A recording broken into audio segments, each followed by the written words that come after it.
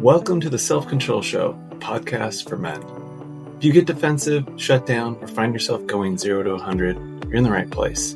Most men were never taught how to regulate their emotions. And this show is about changing that. It's not therapy, and it's not fluff. It's training. I'm your host, Jason Schnitzer. Let's get to work. What's up, everybody? Welcome back. Got another great episode for you today. And what we're going to talk about and dive into is patience. And what's the cost of not having any, why you don't have any, and the real impact on your kids for not having patience. And, of course, what do we got to do to change that? So right away, I think every man has an opportunity, and usually multiple opportunities in his life, to change and be at an inflection point, be at a crossroads of, the pain of the present is starting to outweigh the pain of change. And whenever you're considering doing something different, just know that you're fighting against your biology. The human brain is wired for conservation, right? The path of least resistance. So what we constantly do, whether you know it or not, is we kind of assess the situation, usually subconsciously. It's is this worth doing or not? And we lean towards not. Right? That's why it's so difficult to go to the gym. That's why it's so difficult to implement a new habit. That's why it's so difficult to do something that's hard, right? And why we revere people that can do hard things over and over and over again, because we're wired to do the opposite. And, statistically speaking, guys don't typically change unless, one of three things is happening.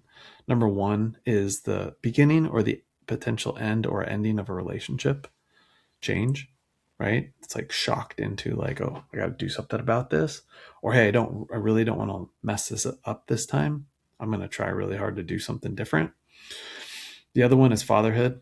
Of course, whenever we have kids, it's we're constantly having a mirror held up of the idea of we tell our kids to do things, and then it's they're hey, but you're not doing that, right?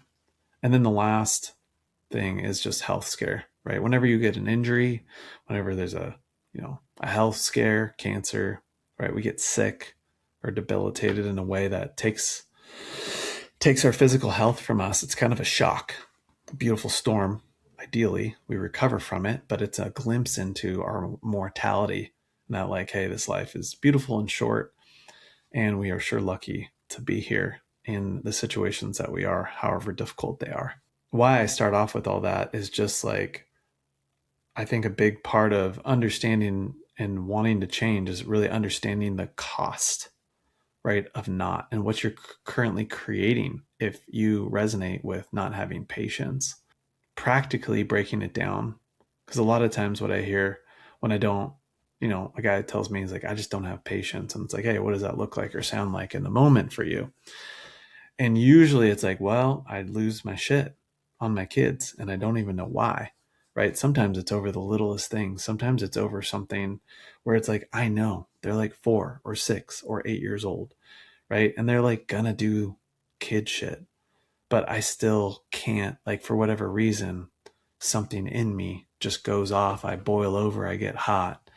And then I'm going 0 to 100. Right. And I'm slamming doors, I'm raising my voice. And the next thing I know, my kids are scared of me, right? They're cowering, they're crying, right? They're shut down. Maybe even they start to mention to mom, hey, dad's scary, right? Or to you, or you get questions hey, do you still love me after a fight?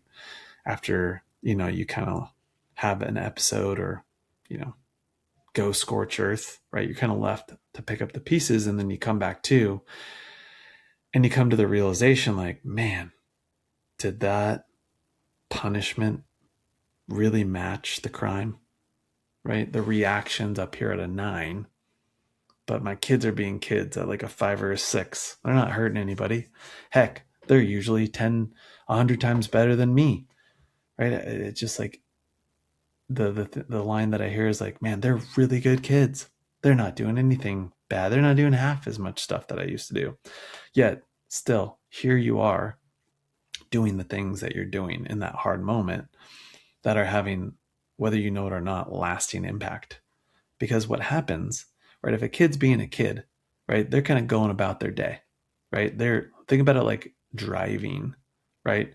You're driving down the road, right? Maybe you're like listening to music too loud and you miss a turn, but you're like going through a green light, and then all of a sudden you get yelled at, like, yeah, you're supposed to turn there, right? And it's like, oh shit.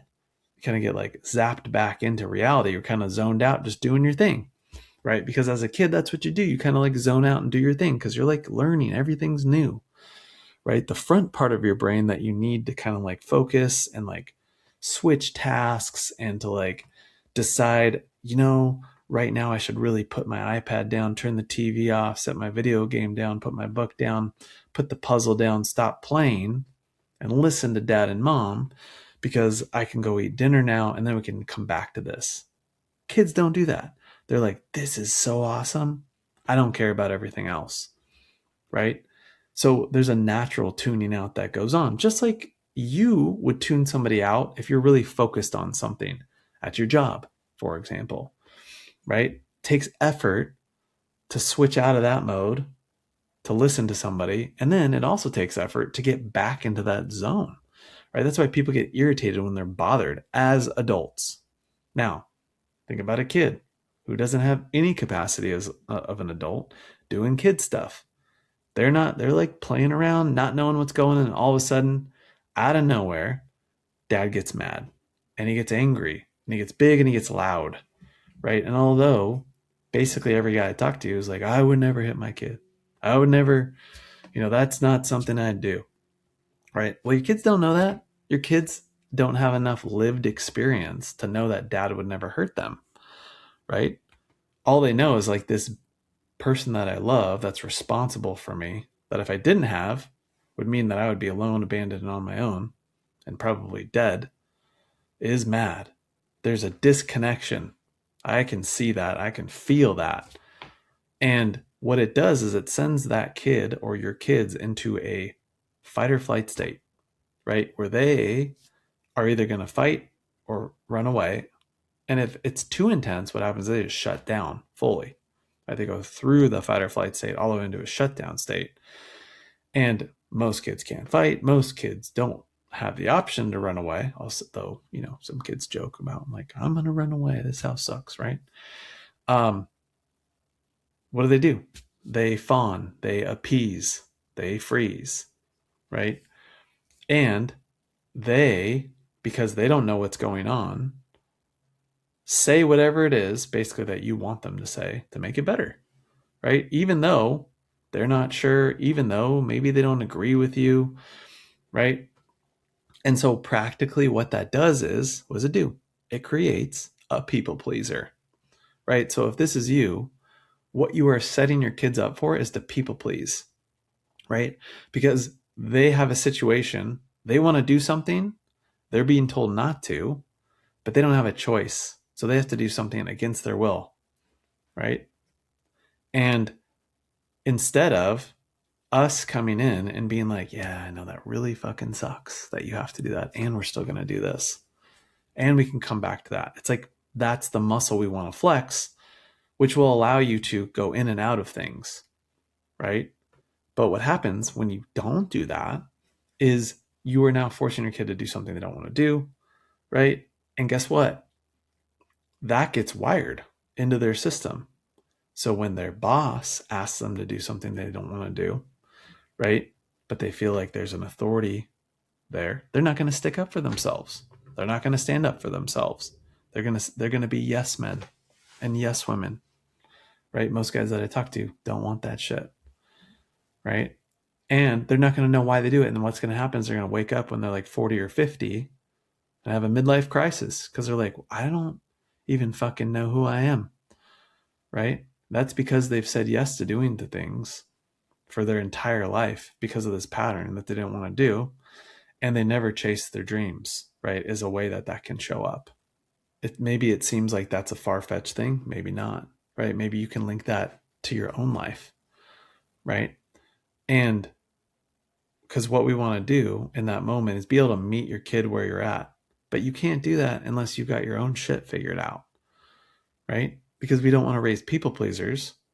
We want to raise kids, of course, that are respectful, that are well adjusted to society, right? We want to have good kids. That's what most of the guys that I coach with say that they want.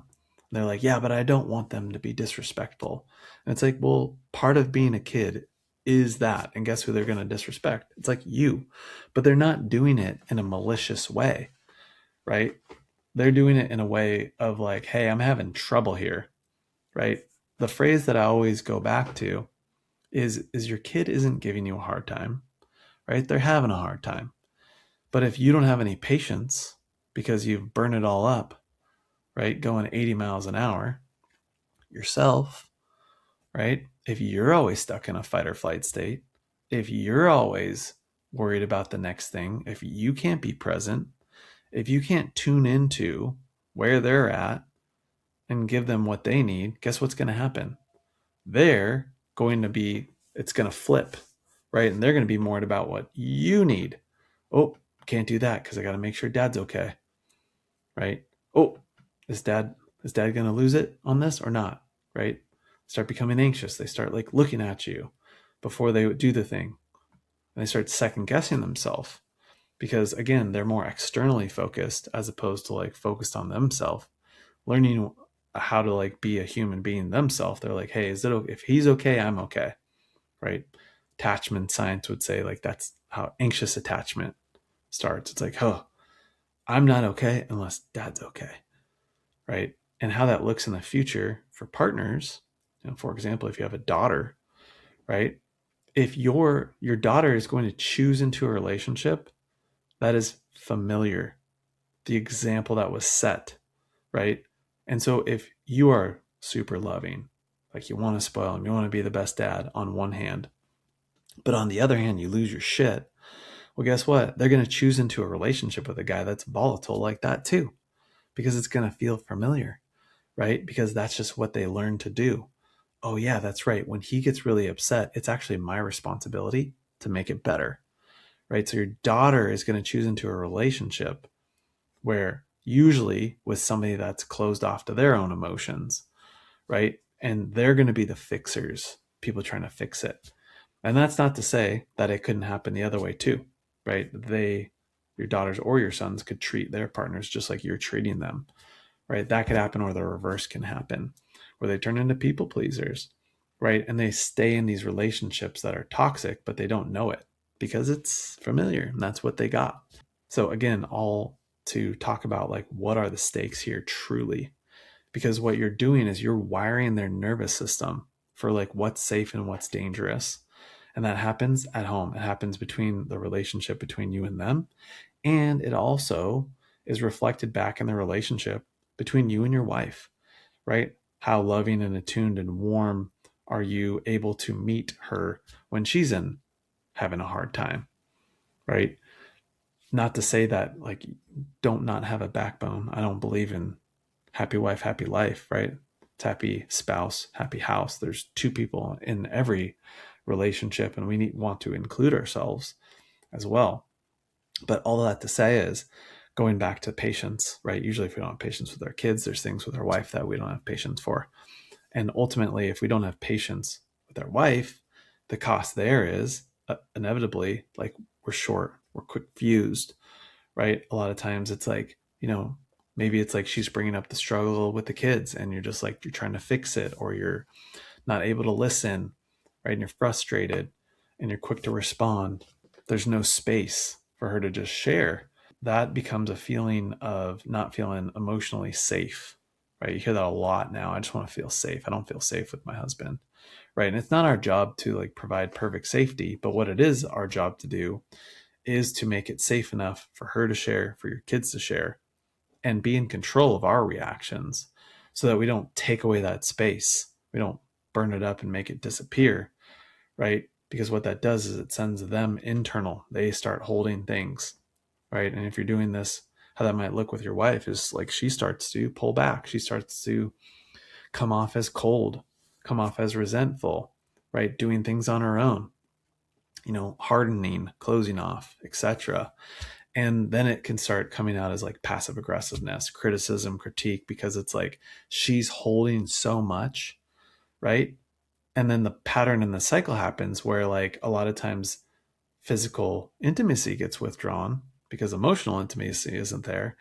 And then our needs aren't getting met physically. And we're like, we're confused because we don't understand what's actually going on. And instead of being able to turn towards that and really dive in and face the confrontation of a hard conversation, we get defensive, right? We have no patience for that. Or we shut down. Sometimes we can like stand on the hill of, well, I do all this stuff and I provide, et cetera, et cetera. And like, what's it all for? And sometimes we even double down on the thing that we're doing that we're really good at, which is like maybe it's making money, for example.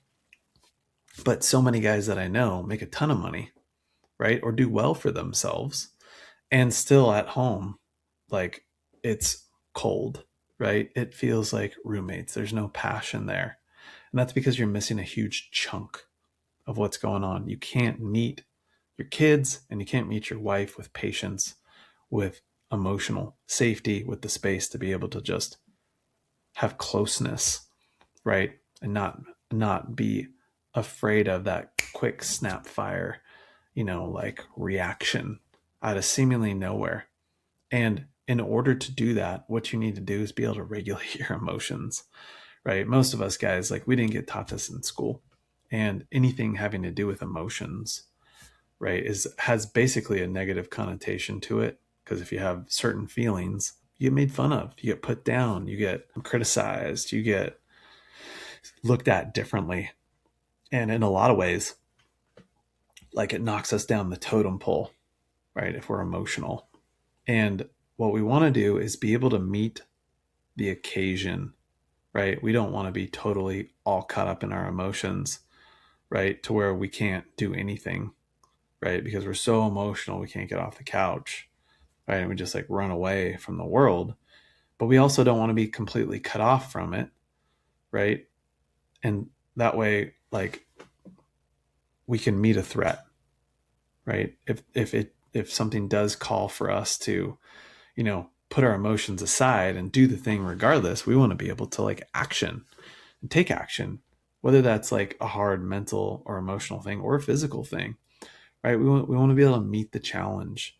And most of us spend a lot of times meeting the financial challenges, meeting the physical challenges, right? That life kind of demands of us, if you will, demands of everybody. But we're very under equipped and undertrained to meet the emotional challenges. And that all starts with being able to regulate your nervous system, being able to add the tools to your toolkit that you were never given, right? And the things that were never modeled to you so that you can start showing up differently and change that in-home dynamic, right? Because all the data shows is that really it's actually the biggest indicator for long-term shift in a relationship is when the guy chooses to do this work and the guy chooses to change, right? I forget exactly what it is, but it's over 80% more successful when it's the guy that chooses versus the woman. So what that means is like you're more in control of a potentially hopeless or helpless situation than you think, right? The path forward really is well lit, right? You're just missing skills for a job. You're trying to build a house, right? And you've got like one tool. Let's just say you've got a hammer. Well, you need a saw, measuring tape, nails, like all the things. You can't just do it with one tool, right? Or two tools. You need a whole tool belt. And that's what, obviously I'm here to do is learn to emotionally regulate. And, if any of this resonated with you, as always, this is what I do. And the next best step is just to click on the link in the summary, wherever you're listening, and book a call. And would love to chat and connect and hear more about what's going on for you. See if we might be a good fit to coach together. So thanks for listening, guys. Hope you got value from understanding this a little bit better, and catch you on the next one.